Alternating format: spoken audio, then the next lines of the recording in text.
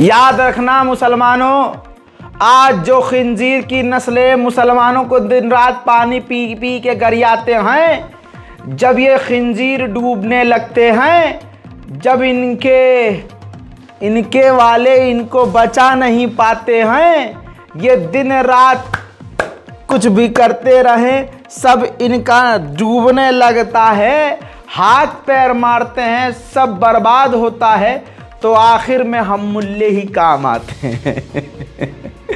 अरे खिंजीरो, अरे गंदी नाली के कीड़ो, अबे हमारी टट्टी से भी अपने आप को तुम कंपेयर नहीं कर सकते, हम वो मुसलमान हैं। अम्मा भाई ये बताओ, उनकी क्या औकात और उनकी क्या बिसात हम मुसलमानों के सामने, कि भाई जिनके यहाँ टट्टी खाने लायक है, गोबर खाने लायक है और मूत पीने लायक है। मेरे दोस्तों, ये बात इसलिए कही है मैंने कि डूबते को इस्लामोफोबिया सहारा। इस हैवान को आप जानते होंगे, इस बंदर को जानते हैं ना आप?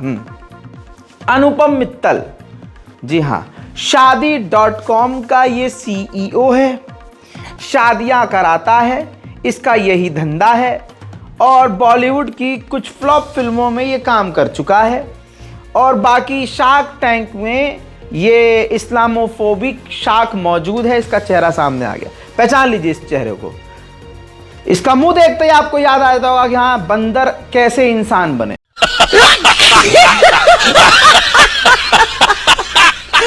अब मेरे दोस्तों ध्यान से सुन लो यार, तुम तो हंसे ही जा रहे हो, बात तो सुन लो।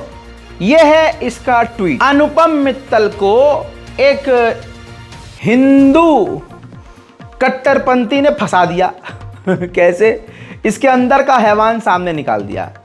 लक्की ने लिखा कि अयोध्या राम जन्मभूमि होके आओ सर जी, ताजमहल में क्या है? तो पहले पर्सनली मैं इसको जवाब देना चाहता हूं कि ताजमहल में क्या है। सुन बे खंजीर की नस्ल, ताजमहल में तेरे जीजा की पत्नी की कब्र है। हाँ, दिमाग पे जोर डाल, पता चल जाएगा किसकी कह रहा हूं। और सुन, ताजमहल वो है जिसे अंग्रेज चुरा नहीं पाए, और ताजमहल वो है जो दुनिया के 7 अजूबों में शामिल है। ताजमहल वो है कि तुम और तुम्हारा बाप कॉपी नहीं कर सका, तुम्हारा बाप शौचालय बनवाया था, वो भी नहीं चल पाया। मुगलों ने, हमारे वालों ने जो बनाया था, उस पर टिकट लगा लगा कर तुम खा रहे हो। गजब बेइज्जती है। अभी तो रुकिए, अब मित्तल साहब पर आते हैं। ये देखिए, ट्वीट का रिप्लाई उसने किया, अनुपम मित्तल ने। लिखता है अगला ट्रिप, यानी अगला ट्रिप हम जो है अयोध्या राम मंदिर करेंगे। आगे इसने लिखा कि अभी कृष्ण जन्मभूमि गए थे, मंदिर का काम भी शुरू करना है, और आंख मारने वाला इमोजी। यानी ज्ञान व्यापी पर अभी फैसला नहीं आया है, लेकिन हिंदुओं को भड़काने के लिए, मुसलमानों को जलाने के लिए, देश में नफरत की जो नदी बह रही है उसमें गोता मार दिया अनुपम मित्तल ने। समझ रहे हो आप किस तरह से ये शार्क टैंक में, याद रखिएगा, शार्क टैंक में इस्लामोफोबिक शार्क है, खुद मस्जिद को गिराने के लिए तैयार है और मस्जिद को मंदिर में कन्वर्ट करने के लिए तैयार है। जिस भीड़ तंत्र में देश चल रहा है उसमें यह भी शामिल है। बड़ा दिमाग लगाया मैंने कि भाई साहब, इस बंदे को क्या जरूरत पड़ गई कि ये इस तरह के बयान दे। बहुत दिमाग लगाया मैंने, मेरी टीम कई घंटे तक रिसर्च करती रही, तब असल में इसके अंडे हमारे हाथ में आए। अब इसके हम अंडे दबाएंगे और आप हमारा साथ देंगे। चलिए कुछ आपकी स्क्रीन पर देखिए, ध्यान से देखिए। ये शार्क टैंक के कुछ लोग हैं। अनुपम मित्तल शादी.com के ऑनर जो हैं, इनकी कंपनी -27 करोड़ रुपए में है। 27 करोड़ का नुकसान झेल रही है, और आगे डिस्क्लोज नहीं किया है कि और कितने नुकसान में है। सीधा लिखा हुआ है प्रॉफिट आफ्टर टैक्स, कोई प्रॉफिट नहीं, तगड़े नुकसान में चल रही है। इतना ही नहीं, ऊपर नीचे भी आप फालतू लोगों को देखेंगे, बोट वाले हैं, कार देखो वाला, अमन गुप्ता, अमित जैन, पीयूष बंसल, नमिता थापर, विनीता सिंह, ये सब के सब और इनकी तमाम कंपनी और ये जो जितने इनके बिजनेस हैं सब के सब ठप हैं। अब इनसे बचने के लिए इन तमाम लोगों में ये बंदर की नस्ल, ये सबसे ऊपर उछला अनुपम मित्तल। इसने सोचा कि भैया इस तरह का कमेंट करते हैं इस्लामोफोबिक वाला, और फिर उसके बाद हिंदू देश में हैं और सारे हिंदू इस वक्त मुसलमानों से नफरत करते हैं, और मुसलमानों की नफरत में मेरा प्रॉफिट अच्छा होगा, मेरे खूब प्रोडक्ट बिकेंगे, खूब शादियां होंगी, लोग अपनी शादियां तोड़ेंगे, भक्त अपनी शादियां तोड़कर शादी.com पर रजिस्टर करेंगे और दे दनादन फिर शादी करेंगे और मेरा बिजनेस हवा में। कहने का मतलब यह है कि अब्दुल को दिन रात गाली बकते हैं, मुसलमान इनकी नजर में जाहिल, बकवास, इस्लाम सबसे बुरी चीज है। लेकिन आप ये देखिए कि पूरी इनकी नस्ल हिल कर रह जाती है, पूरी ताकत ये झोंक देते हैं, बिजनेस इसका नहीं चलता है। आखिर में मिलता कौन है इनको? मुसलमान। इस्लामोफोबिया फैलाओ और नफरत वाली बातें मुसलमानों के खिलाफ करो। हिंदू संगठन, हिंदू समाज, सरकार सब इनके साथ। इसी नियत से गारंटी के साथ कह रहा हूं, इस अनुपम मित्तल ने इस तरह का कमेंट किया तो किया, उसके बाद ये साबित हो गया कि इसके दिल में कितना मुसलमानों के लिए जहर है। अब कुछ कुत्ते के झुंड में आए हुए लोग, खिंजीर की नस्ल के लोग इसको प्रमोट करेंगे, इसको टोनी स्टार से और वो आयरन मैन से कंपेयर करेंगे, इसका शॉर्ट वीडियो बनाएंगे, बैकग्राउंड में म्यूजिक लगाएंगे, एआई वीडियो बनाएंगे। ओहो, हिंदुओं का ये तो ब्रांड एम्बेसडर हो गया, इसने क्या बात बोल दी, ओह माय गॉड। देख रहे हैं, अब राम मंदिर के नाम पर पूरे देश में सिर्फ बीजेपी की सरकार चल रही है बिना कुछ किए, तो इसने सही सोचा अनुपम मित्तल ने सोचा था देश की सरकार सिर्फ राम मंदिर के नाम पर चल सकती है, तो मेरा झटुल्ला भाई 2 का बिजनेस जो है हिंदुत्व के नाम पर और नफरत के नाम पर क्यों नहीं चल सकता। भैया जी आप तो बहरहाल दिन रात मुसलमानों को गाली बकने वालों के मुंह पर यह खुद गाली है। दोस्तों, उधर जहां इस्लाम को गलत बताया जाता है, हमारे दीन को गलत बताया जाता है, दूसरों को नीचा दिखाया जाता है, ईसाइयत को गलत कह दिया जाता है, बौद्ध धर्म को नीचा दिखाया जाता है, और ये हिंदुओं के द्वारा किया जाता है। आइए, जब उन्हीं हिंदुत्व वालों के गरीबान को चीरते हैं तो मिलता यह है कि उनके यहाँ ऐसी भी क्रिया है, ऐसा भी वो है जिसमें अपना ही गू, 3 दिनों की कोई क्रिया होती है, अपना ही टट्टी बैठकर हगेंगे, साधना करेंगे और उस टट्टी को खाएंगे, उस पेशाब को पिएंगे, अपने ही पेशाब को, और अपनी टट्टी को अपने मुंह पर और जिस्म पर मलेंगे। मैं सबूत दूंगा, दिल की धड़कनों को थाम लीजिए, ये मजा आने वाला है। कहते हैं ना, गू दूसरों पर उछालोगे तो लौट कर तुम पर आएगा। इस्लाम से बेहतर कोई मजहब नहीं है, न था, न है, न कोई होगा। मैं बता रहा हूं, कम से कम हमारे यहाँ गू को गू, पेशाब को पेशाब तो मानते हैं बे। इनके यहाँ तो काला जादू करने के लिए दूसरी आत्मा को वश में या दूसरे इंसान को वश में करने के लिए एक YouTube चैनल बहुत ट्रेंड में है, जो बीजेपी का सपोर्टर है, TRS। उस पर एक बेहतरीन इंटरव्यू दिया किसी हिंदू साधु जी ने, यंग साधु ने। वो बता रहा है कि अपना गू खाना पड़ेगा, अपनी पोटी चाटनी पड़ेगी, खानी पड़ेगी जिस्म पे, अपना गू लीप कर, अपना पेशाब पीकर बैठना होगा, तपस्या करनी होगी, और तीसरे दिन क्या होगा, एक 20-22 साल की कटीली लौंडिया आएगी तुमसे संभोग करने के लिए। ओह ये अबे यार, क्या अंधभक्त वाली जिंदगी है भाई। देखो, सुनो इसको। इनकी प्रिपरेशन है। जब 3 दिन एग्जैक्टली आए वो 3 दिन की शुरुआत होती है कृष्ण पक्ष के त्रयोदशी, मतलब 13th डे, 13th, 14th और 15th, मतलब अमावस्या तक। ये 3 दिन तक ये साधना चलती है। और ये 3 दिनों के अंदर आपको एक स्थान पे बैठकर अपने ही मलमूत्र को पीना होता है, खाना होता है। मतलब फीसीज में या स्टूल को खाना होता है और पेशाब को पीना हाँ, होता है। और कुछ नहीं खाना होता और कुछ नहीं पीना होता। उसी स्टूल को आप एज अ लेप के तौर पर आपको लगाना होता है पूरा अपनी बॉडी के ऊपर। अपने ही मल को अपनी ही बॉडी के ऊपर आपको लगा के अपने ही मूत्र को, मतलब अपने ही यूरिन को आपको अपने ऊपर छंटकाव, जैसे हम गंगा जल छिड़कते हैं वैसे उस चीज़ को हमें छिड़कना होता है अपने ऊपर। और कर्ण पिशाचिनी के मंत्र का जप करना होता है। ऐसे 3 दिन वो साधना ऐसे चलती है पर्टिकुलरली। तीसरे दिन, मतलब दूसरे दिन ही ये सारी चीज़ें हो जाती है शुरू। जब दूसरे दिन की साधना मिडल में पहुंचती है या फिर शुरू होती है, उस टाइम पे कर्ण पिशाचिनी आपके पास आती है। एक 25-26 एज की लड़की का रूप लेकर, और पास आके आपके साथ इंटरकोर्स करने की कोशिश करती है। ठीक है, कोई कोई साधक ऐसे होते हैं जो डर जाते हैं, तो पहली बार में नहीं कर पाते हैं। भाई इनके लिए खड़े होकर ताली। कहने का मतलब ये है, ये गिराते हैं दूसरे मजहब को, और जब ये अपने ही मजहब को टटोलते हैं तो ये निकलता है। और आज जो आड़ भक्त शोर मचा रहे हैं ओ JSR का नारा लगा के, उनके सामने देखिए ये है, ये उनकी जिंदगी है।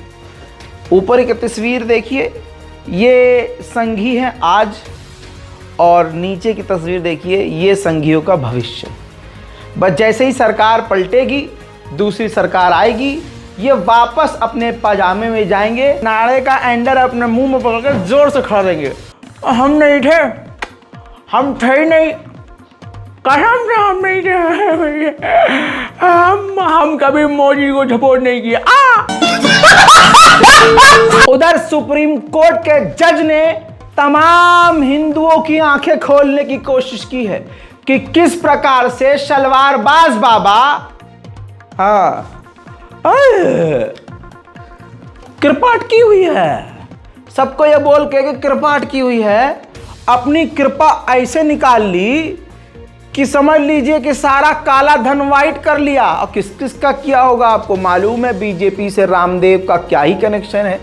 बाबा कह के बाबा का अपमान नहीं करूंगा, क्योंकि राम जी का नाम आ रहा है, तो रामदेव भी नहीं कहूंगा इस झूठे व्यक्ति को, इसको कहूंगा कांडदेव। जी हाँ, इस कांडदेव ने इतने कांड किए कि हर वेज प्रोडक्ट में, हर हर्बल प्रोडक्ट के अंदर इसने टट्टी, गू, पेशाब, बलगम सब मिलाकर बेचा और एक से एक फर्जीवाड़ा किया।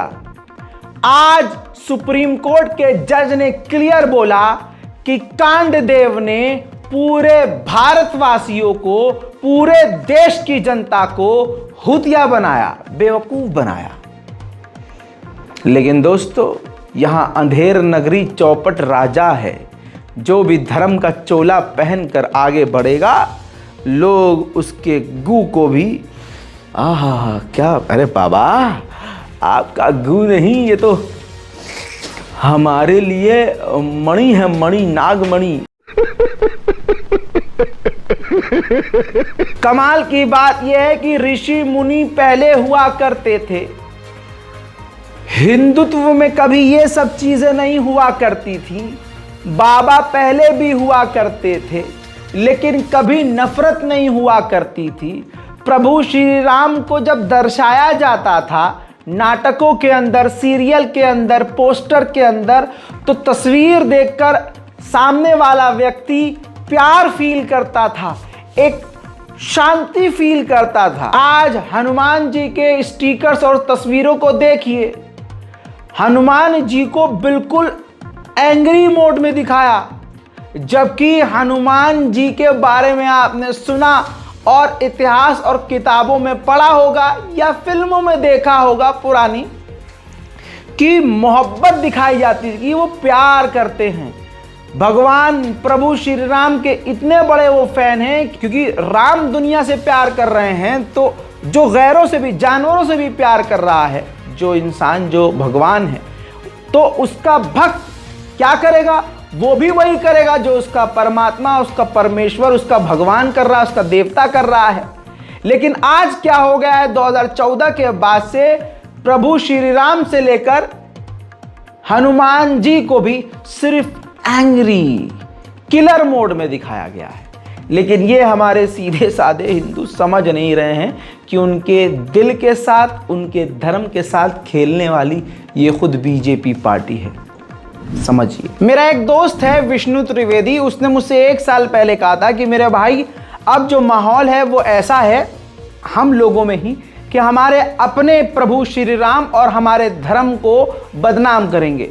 आज मेरे दोस्त विष्णु की बात बिल्कुल सही साबित हो रही है। ऐसा नहीं है कि सभी के सभी गलत हैं और सभी के सभी नफरत वाले हैं। ये याद रखिए, जो अच्छे लोग हैं वो खामोश हैं, बस इसलिए गंदगी ऊपर तैर रही है और नजर आ रही है। समझदार को इशारा काफी। चलते हैं अगले मुद्दे की तरफ कि इस्लामोफोबिया कितना फैल चुका है और भारत में नफरत फैलाने के लिए क्या क्या किया जा रहा है। सीधी बात है, जहां बीजेपी हारती है वहां दंगा होता है। ये खुल्लम खुल्ला ऑन रिकॉर्ड बातें हैं। जहां बीजेपी सरकार नहीं बना पाती, दिल्ली के दंगे हम भूल नहीं पाए हैं। इसके अलावा अभी हाल फिलहाल में भी ऐसी घटनाएं हुई हैं, लेकिन कई घटनाओं को घटना नहीं मानते हैं गोदी मीडिया के तथाकथित पत्रकार। मैं किसी अपशब्द का इस्तेमाल नहीं करना चाहता, लेकिन मन में ऐसी ऐसी गालियां हैं कि अगर बक दूं तो कान से धुएं निकल जाएंगे। लेकिन मर्यादा के अंदर रहते हुए आपको एक सीसीटीवी फुटेज दिखाऊंगा। इन गोदी मीडिया वालों के नज़रों में ये कोई खबर नहीं है। ज़रा ध्यान से देखिए, इस सीसीटीवी फुटेज में जिस तरफ लाल एरो है वहाँ एक ट्रक खड़ा हुआ है। उस ट्रक के अंदर 350 से ज़्यादा LPG सिलेंडर हैं। यूपी के मेरठ के गंगानगर इलाके में ये ट्रक खड़ा हुआ है। एक व्यक्ति, हिंदू व्यक्ति, जी हाँ, आशु सोनी नाम का व्यक्ति उस ट्रक के टायर में आग लगा देता है ताकि ये ट्रक में आग लगे, सिलेंडर फटे और गंगानगर का ये हिंदू बहुल इलाका धमाके में बर्बाद हो जाए।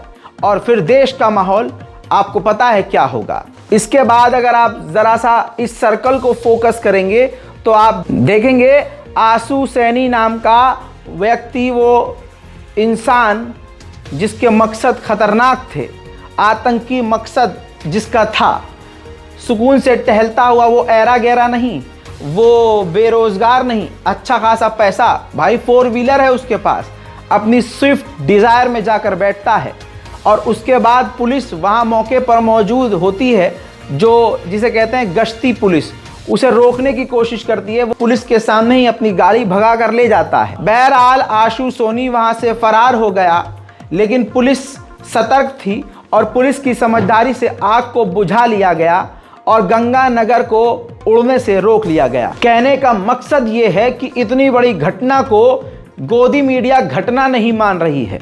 हिंदू समुदाय के लोग खामोश हैं।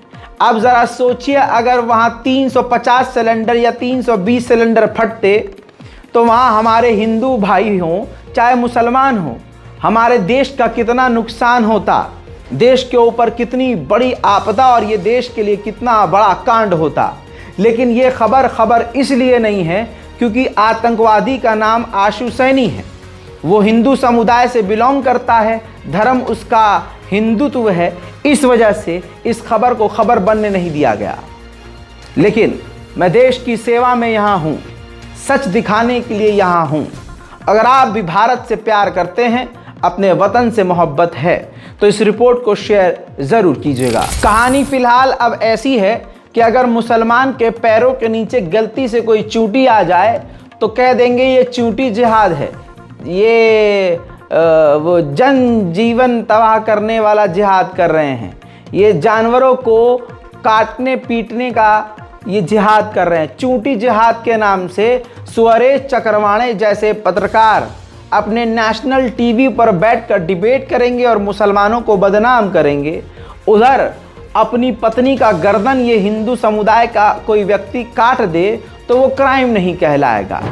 मेरे दोस्तों, ये मैं ब्लर कर रहा हूँ पूरे इन तस्वीरों को कि तस्वीर विचलित करने वाला है। इंदौर का क्राइम है दोस्तों। एक पति हैं, पतिदेव, उन्होंने अपनी धर्म पत्नी को बुरी तरह से पीटा। जी हाँ, पत्नी का नाम पूजा परमार। बुरी तरह से पूजा परमार को उसके पति जितेंद्र परमार ने पीटा, और इतना पीटा यानी जो टाइल होती है, पत्थर होता है, वो उठाकर उनके सर पर, अपनी पत्नी के पूजा परमार के सर पर इतना मारा कि सर फट गया, खूनम खान हो गई। अपनी पत्नी को वो बालकोनी से नीचे फेंकने की कोशिश कर रहा था। जितेंद्र परमार अपनी पत्नी को सिर्फ इसलिए मार रहा था क्योंकि जितेंद्र परमार गायत्री नाम की दूसरी महिला के साथ शादी करना चाहता था, लेकिन पहली पत्नी मना कर रही थी। इस वजह से जितेंद्र परमार ने अपनी पत्नी को मार मार कर अधमरा कर दिया। आप समझ रहे हैं कहानी। बहरहाल पुलिस ने जितेंद्र परमार, उनकी मां और उनकी बहन को गिरफ्तार कर लिया है। और इनको बुरा लगता है कि मुसलमान 2 शादी क्यों करते हैं, 3 शादियां क्यों करते हैं। इस्लाम में अगर कोई चीज़ है तो उसके पीछे लॉजिक है। मेरे दोस्तों, ऐसा नहीं है कि हिंदुओं में 2-2, 3-3 पत्नियां नहीं हैं, लेकिन बस कहानी है ये कि मुसलमानों को बदनाम करना है। जो भी चीज़ करनी है मुसलमानों के खिलाफ करनी है। अब आप इन दोनों खुशहाल महिलाओं को देख लीजिए, आपको लग रहा होगा ये सगी बहनें हैं। दोनों के अंदर इतना प्यार है कि मैं कंफ्यूज हो जाता हूँ कि 2 महिलाओं के बीच इतना प्यार कैसे हो सकता है। और आपको हैरत होगी जानकर कि ये सौतने हैं। दोनों औरतें एक ही पत्नी हैं, और वो जो हैं अरमान मलिक हैं। ये अब अरमान मलिक नाम सुन के सबको लगेगा अरे ये तो मुल्ला है, और मुल्लों के यहाँ तो 4-4 हो सकती हैं, तो कोई बात नहीं। खास बात ये है कि ये हिंदू समुदाय का है, लेकिन दोनों पत्नियां हैं। देखिए, सब चीज़ से ऊपर अगर कोई चीज़ है तो वो पैसा। मेरा मानना यह है कि दोनों बीवियां इनकी खुश हैं तो वो अंधे पैसे से, क्योंकि वो दोनों भी यूट्यूबर, और मलिक साहब भी यूट्यूबर, मलिक साहब के बच्चे भी यूट्यूबर, पूरा घर यूट्यूबर। जितना वीडियो बनाओगे, ब्लॉग बनाओगे, मतलब महिलाएं हैं, 2 ग्लैमर है ना, तो ग्लैमर में आप देख रहे हैं कि ग्लैमर से सब कुछ चल रहा है। लौंडिया को कुछ आए ना आए, अगर जिस्म दिखा दे तो मिलियंस में व्यूज आ जाते हैं। और उधर मर्द अगर दिन रात मेहनत करके सही काम करे तो आप लोग उसको देखना पसंद नहीं करते। ये बात हकीकत है, बुरा मत मानिएगा, कभी स्किप कर दे वीडियो कि ज़्यादा ही सच बोल दिया, इतना थोड़ी ना बोलना था, लेकिन यह हकीकत है। अब इन महिलाओं को आप देख चुके हो और अक्सर रील्स पर, इंस्टाग्राम पर, यूट्यूब पर, शॉर्ट्स पर देखते रहते हैं। महिलाएं ये क्या करती हैं, किस तरह के क्या। देखिए, नंगी कोई घूमे हम पे कोई फ़र्क नहीं पड़ता, लेकिन फैक्ट बताना पड़ता है कि जिस तरह का वस्त्र धारण करती हैं और जो चीज़ें ये करती हैं वो आप लोग देखना पसंद करते हैं। पॉइंट से भटक गया हूँ, वापस आ रहा हूँ। कुल मिला के दोनों पत्नियाँ खुश रह रही हैं। तो ऐसा नहीं है कि हिंदुओं में 2 विवाह नहीं होते या 2 पत्नियाँ या 2 पत्नियाँ किसी की नहीं होती हैं, होती हैं। अब कोई पत्नी छोड़कर महाराजा बनने की कोशिश करता है, कोई ऐसे होते हैं कि 2-2 रख लेता है। तो किसी को कोई आपत्ति नहीं है, कोई छोड़े या रखे, बस आपत्ति मुसलमान से है। अब जितेंद्र परमार ने अपनी पत्नी को बुरी तरह से पीटा। अगर वहाँ भी कंसेप्ट ऐसा होता कि ठीक है 2 रख सकते हैं, 3 रख सकते हैं, अगर तुम्हारी औकात है, भसोट है, तुम दोनों को बराबर प्यार दे सकते हो, बराबर की इज्जत दे सकते हो, बराबर का आप उनका खर्चा उठा सकते हो, दोनों में फ़र्क नहीं रख रहे हो, तो आप कर सकते हो। मलिक साहब तो कर रहे हैं। मलिक साहब दोनों पत्नियों को बराबर प्यार दे रहे हैं। दोनों पत्नियां साथ में जिम जा रही हैं, दोनों पत्नियां एक से कपड़े पहन रही हैं, दोनों पत्नियां एक ही गाड़ी में घूम रही हैं, और वो जो भी अपनी ज़िंदगी में लवड़े ने भुज्यम कर रही हैं वो आपको दिखा रही हैं। आप देख रहे हैं, व्यूज़ आ रहे हैं, पैसा आ रहा है, और पैसे से ऑर्गेज़म आ रहा है, और बस पैसा सबसे ऊपर, बाप बड़ा ना भैया, सबसे बड़ा रुपया। बात तो सही है। उधर मेरे दोस्तों बीजेपी का एक बड़ा चेहरा गौतम गंभीर, जी हाँ, जो कुछ ज़्यादा ही गंभीर हो गए थे। हर जगह जहर उगलना, उल्टा सीधा बयान देना, अचानक से उनके मन में पता नहीं कौन सा कीड़ा काटा कि उन्होंने छोड़ दी बीजेपी। आपकी स्क्रीन पर उनका ट्वीट, उन्होंने बड़ी मोहब्बत से अपने आप को बीजेपी से रिलीज करने की मांग की है और एक तरह से रिजाइन दे दिया है और कहा है कि मैं अपने करियर पर ध्यान देने चाहता हूं, इस वजह से मैं बीजेपी छोड़ रहा हूं। मैं उम्मीद करता हूं कि मोदी जी और जेपी नड्डा जो हैं मुझे अपनी पार्टी से रिलीज़ करेंगे ताकि मैं अपने काम पर ध्यान दे सकूं। लेकिन कहानी कुछ और है। कुछ वक्त पहले का एक वीडियो सामने आया है, एक पॉडकास्ट के अंदर गौतम गंभीर ने शाह के बेटे का बिना नाम लिए सच बोल दिया। और आपको पता है बीजेपी के राजा और राजा के जो मंत्री हैं उनको सच से नफरत है, जिसकी वजह से कहा जा रहा है कि गंभीर के ऊपर गंभीर तरह का प्रेशर था कि अब बीजेपी छोड़ दो।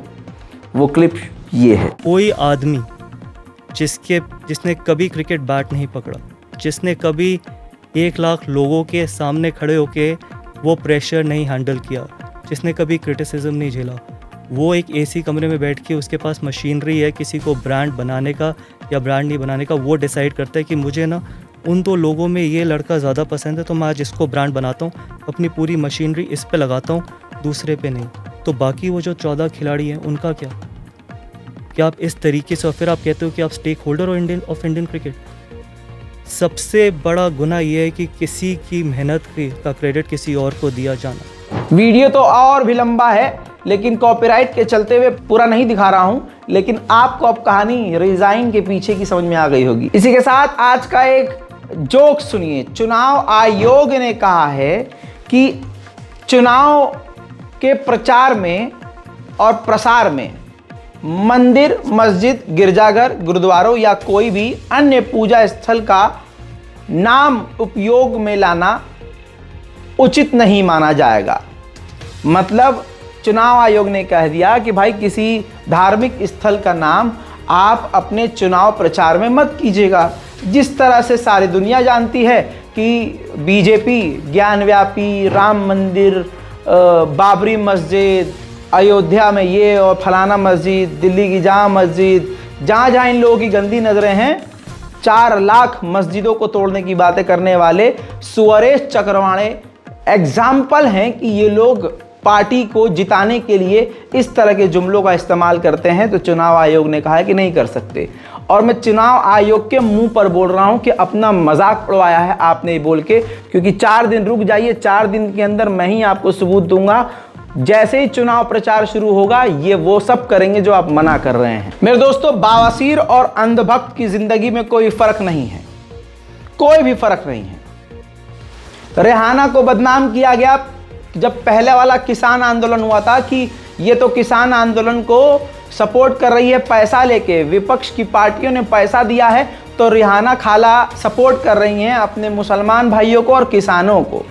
लेकिन अब बताऊं, अंबानी ने अपने घर के एक फंक्शन में बुलाया 74 करोड़ रुपया देके, 74 करोड़ रुपया देके रेहाना खाला आई हैं, तो वो भी हरा कपड़ा पहन के नाच रही हैं। हरा।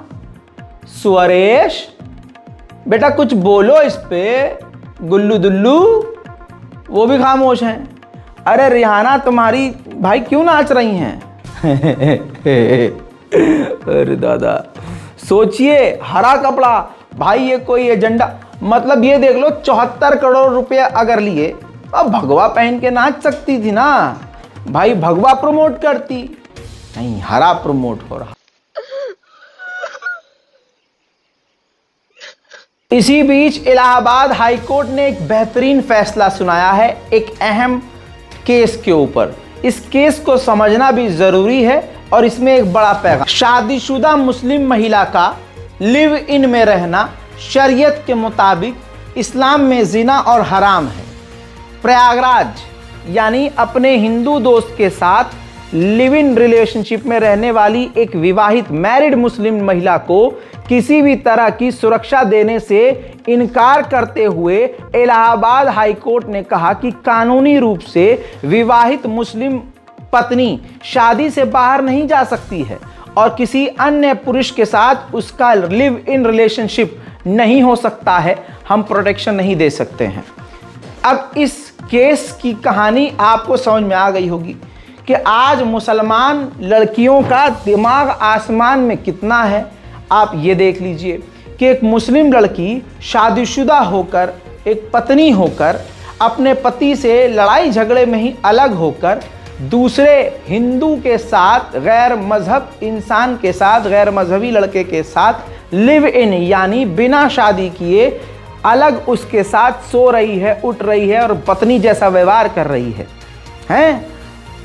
तो जब लिव इन रजिस्ट्रेशन के लिए बोला होगा और कहा होगा कि हमारे पति से हमको खतरा है, हम अपने बॉयफ्रेंड के साथ रहना चाहते हैं, हमें प्रोटेक्शन चाहिए, बेगैरती, एक तो चोरी, ऊपर से सीना जोरी, तो इलाहाबाद हाई कोर्ट ने मना कर दिया कि इस्लामी कानून के मुताबिक आप शादीशुदा हैं तो दूसरी जगह नहीं जा सकती हैं।